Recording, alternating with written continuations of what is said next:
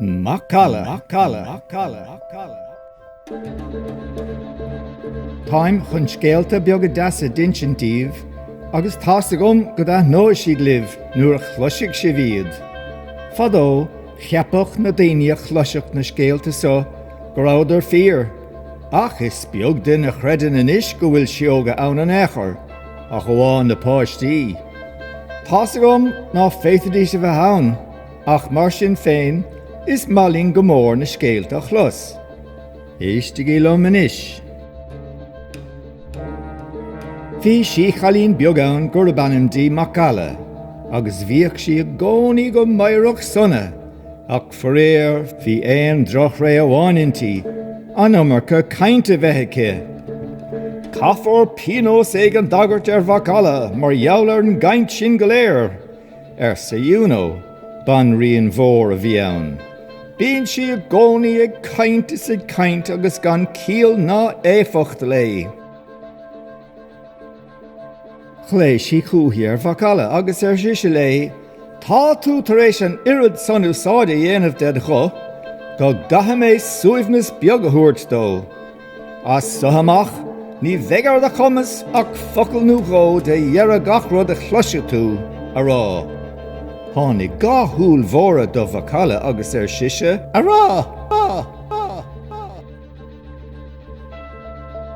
An digan tú an méid sin, san bhanríon, an méid sin.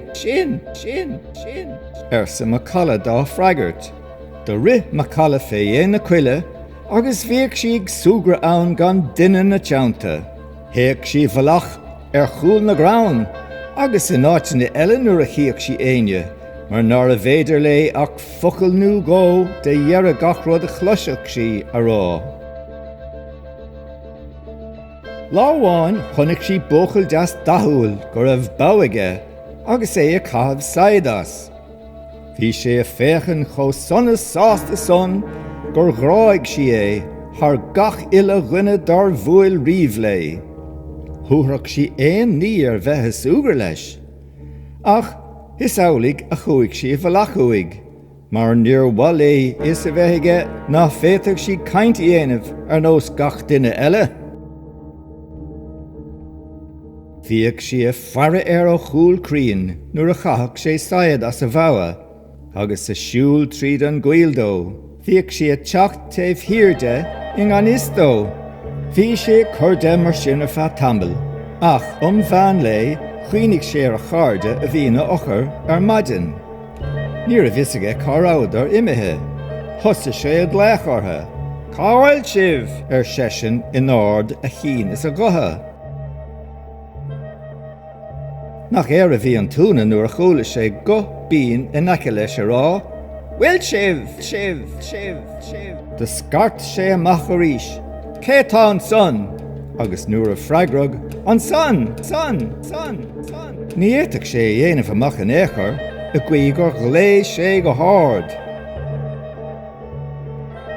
Inis dom cé tusa, agus hé tusa. An freigra fuair sé. An son déach sé leis tír den na crín, agus suas measc na ngéag. Ach níor bhéine le feiscin ann, I dro go úirt sé, nach deis pánfá tú féin dom. Le ling na focail féin dom. A ráide, hiúil sin íag suas chuige, agus heas ar a aig amach. Bhí anna bhrónir hí nar bhéidir le méad a grách ar an úldó, agus bé rudí insí ná a dá láimh a chur timpeall a bhuineáil. Níor a féin chráig an múchail sin déin a fé mar a chiigh tú an scéal eile. Níor a sé róchnasta ná róchanáilta le Macalla, mar a samhlaigh a thá sé amach uig agus dimig leis ar lorg a charad. Chuir sé sin brán an damhníor hí, agus de risí lé agus chuig a bhealach in áit éigen nar a bhéidir I áil. Bhíoh sí a gcónaí a cuiineh ar an múchail áling sin, agus ní fada go raibh sí tannaí mílíthach, mar ní itheach sí a dóthain. Go dainn tar éis tambal ní íosach sí éonaí an éachair, agus fuair sí bás in san áit uigeanach úd gan duine ná daoine in éanacht lé.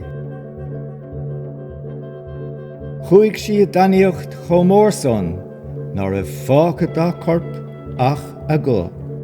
Cloistear é sin inis féin, fé mar is óldíomh.